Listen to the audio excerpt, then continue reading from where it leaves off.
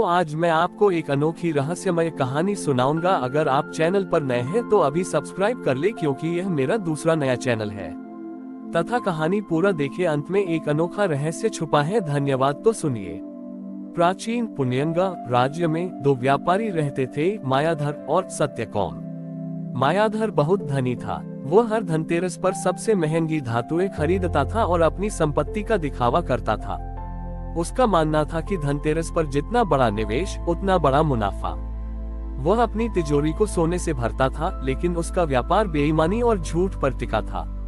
सत्यकौम गरीब था, पर उसका व्यापार ईमानदारी और सत्य पर आधारित था।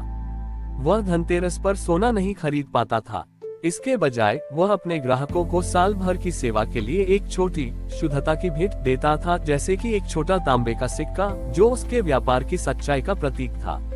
मायाधर अक्सर सत्यकौम का मजाक उड़ाता था। अरे सत्यकौम, तुम धनतेरस पर तांबा खरीदते हो, धन की देवी लक्ष्मी को तो स्वर्ण चाहिए। सत्यकौम मुस्कुराता और कहता, मायाधर भाई, मैं धनतेरस पर धातु नहीं खरीदता, मैं तो कर्म की शुद्धता खरीदता हूँ।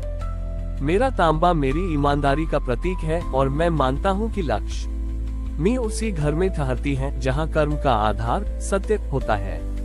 इस वर्ष धनतेरस पर मायाधर ने अपनी सारी पूंजी लगाकर एक विशाल सोने की तिजोरी खरीदी, जिसे उसने अपनी दुकान के बीच में रखा। उसने उसमें ढेर सारा सोना और हीरा पन्ना भरकर रात को ताला लगा दिया।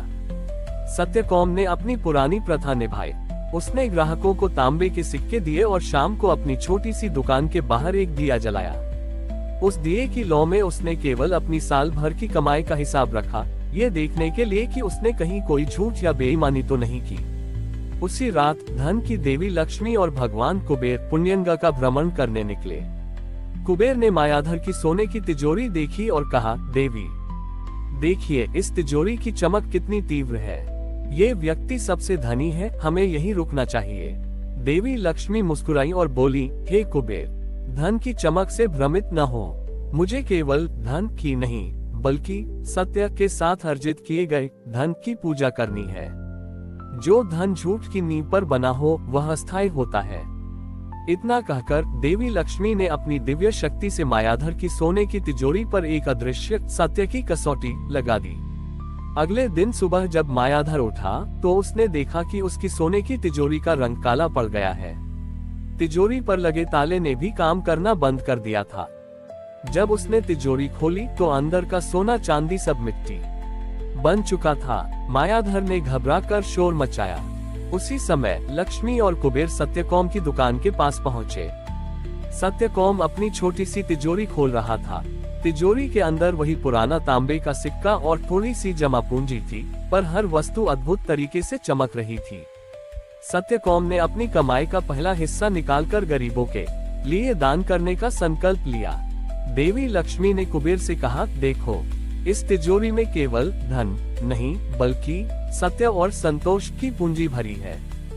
जब धन ईमानदारी से कमाया जाता है तो साधारण तांबा भी सोने से अधिक चमकता है। कुबेर ने सत्यकौम की तिजोरी पर ध्यान केंद्रित किया। वहां पर कोई जादुई स्वर्ण नहीं था, बल्कि प्रत्येक तांबे के सिक्के के चारों ओर एक पुण्य का घेरा बना हुआ था।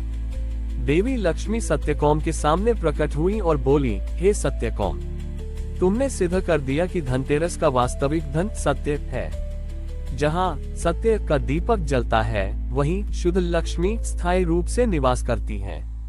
सत्यकौम ने देवी से वरदान मांगा, हे माता, मुझे धन नहीं चाहिए, बस यह वरदान दे कि पुण्यंगा का हर व्यापारी यह समझे कि धनतेरस पर खरीदी गई वस्तु नहीं, बल्कि कर्म की शुद्धता ही हमारी सबसे बड़ी संपत्ति है। और उस दिन से पुण्यंगा में ये प्रथा शुरू हो गई कि लोग धनतेरस पर जो भी खरीदारी करते, उस पर सत्य की कसौटी का संकल्प लेते थे, यानी वे ये निश्चित करते थे कि यह धन ईमानदारी से कमाया गया है और इस धन का कुछ अंश सत्य की राह पर चलने वाले लोगों के कल्याण में लगेगा। यही कारण है कि धनतेरस पर धन की देवी के साथ साथ सत्य और न्याय की पूजा भी की जाती है, जो हमें सिखाती है कि शुद्ध कर्म से अर्जित धन ही वास्तविक और स्थायी समृद्धि लाता है। सत्यकौम की प्रार्थना से पुण्यंगा में सत्य की कसौटी वाली धनतेरस की प्रथा दृढ़ता से स्थापित हो गई। राजा ने मायाधर को सबक सिखाया और सत्यकौम को पुण्यंगा के व्यापारिक गुरु का सम्मान दिया। अब हर व्यापारी अपनी दुकान के बाहर सोना नहीं बल्कि एक छोटा चमकता हुआ तांबे का सिक्का रखता था, जो सत्य की भेंट कहलाता था। लेकिन जैसे जैसे समय बीता, एक नई चुनौती सामने आई। सत्यकौम बूढ़ा हो गया, राजा भी बदल गए। नई पीढ़ी अब सत्य की तिजोरी के पीछे के दर्शन को भूलने लगी थी। वे तांबे के सिक्कों को तो रखते थे, पर मन ही मन सोचते थे कि अगर थोड़ा सा झूठ बोलकर ज्यादा सोना कमाया जाए तो क्या फर्क पड़ता है। धीरे धीरे नगर में दिखावटी ईमानदारी बढ़ने लगी।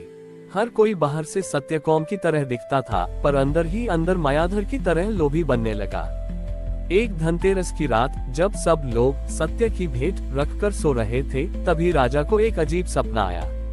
उन्होंने देखा कि पुण्यंगा के सारे तांबे के सिक्के, जो वर्षों से सत्य की भेंट के रूप में रखे जाते थे, अचानक गर्म होकर पिघलने लगे। पिघलते ही वे सिक्के एक गंदे, काले, जहरीले पानी में बदल रहे थे। तभी उसी स्वप्न में देवी लक्ष्मी प्रकट हुई, लेकिन उनका चेहरा उदास था। देवी ने राजा से कहा, राजन, सत्य केवल दिखने की वस्तु नहीं है, ये एक निरंतर अभ्यास की वस्तु है। सत्यकौम का तांबे का सिक्का इसलिए चमकता था क्योंकि वह हर पल हर सौदे में सत्य को शुद्ध करता था। आज के व्यापारी सत्य की भेंट तो रखते हैं, लेकिन वे अपने कर्मों की शुद्धता को हर पल प्रदूषित कर रहे हैं। उद्धरण चिन्ह। देवी ने आगे कहा, पुण्यंगा का हर व्यापारी धन त्रयोदशी को खरीदारी करता है, पर यह भूल जाता है कि त्रयोदशी तेरस का अर्थ है मनसा, वाचा और कर्मणा। मन से, वाणी से और कर्म से, तीनों स्तरों पर सत्य का पालन करना। जब वाणी में झूठ और कर्म में बेईमानी आ जाती है तो बाहर रखा हुआ तांबे का सिक्का भी विष बन जाता है। राजा भयभीत होकर जागे। उन्होंने तुरंत सत्यकौम के बेटे, जो अब उस प्रथा का संरक्षक था, को बुलाया और सारा स्वप्न सुनाया। सत्यकौम के बेटे ने कहा, महाराज, देवी ने ठीक कहा। सत्य की भेंट को केवल धनतेरस पर रखकर हम साल भर झूठ नहीं बोल सकते। हमें इस प्रथा को और गहरा करना होगा। अगले दिन धनतेरस पर राजा ने एक नई घोषणा करवाई। आज से धनतेरस पर सत्य की भेंट तांबे का सिक्का खरीदने या रखने की कोई आवश्यकता नहीं है। इसके बजाय हर व्यापारी और नागरिक को अपनी तिजोरी या दुकान के पास एक साक्षी दीपक जलाना होगा। ये साक्षी दीपक 3 अलग अलग तेलों से जलेगा, जो मनसा, वाचा और कर्मणा में सत्य का प्रतीक होंगे। तारांकन ज्ञान का तेल, जो मन को साफ रखता है और लोभ से बचाता है। तारांकन दया का तेल, जो वाणी को मीठा और सच्चा रखता है। तारांकन सेवा का तेल, जो कर्म को शुद्ध और परोपकारी रखता है। राजा ने कहा, जब तक ये साक्षी दीपक जलेगा, तब तक हम ये संकल्प लेंगे कि हम केवल वह धन स्वीकार करेंगे जो इन तीनों कसौटियों पर खरा उतरेगा। यही सत्य की तिजोरी का अंतिम पाठ है। इस नए अनुष्ठान ने पुण्यंगा की आत्मा को फिर से शुद्ध कर दिया। लोगों ने समझा कि धनतेरस केवल धन के आगमन का समय नहीं, बल्कि आत्म परीक्षण का समय है। और इस प्रकार पुण्यंग में धनतेरस का पर्व सत्य की तिजोरी से साक्षी दीपक की ओर बढ़ा, ये सिखाते हुए कि असली धन आपके हाथ में नहीं, बल्कि आपके मन, वचन और कर्म की शुद्धता में है, जिसे हर पल प्रकाशित रखने की आवश्यकता है। हमारी और भी आध्यात्मिक एवं अनोखी कहानियां देखने के लिए हमारे चैनल पर जाएं तथा धार्मिक एवं पौराणिक अनोखी कहानियां हमारे चैनल पर है। कृपया जाके देखें तथा हमारे चैनल को सब्सक्राइब करके रखें और वीडियो लाइक जरूर करें। धन्यवाद।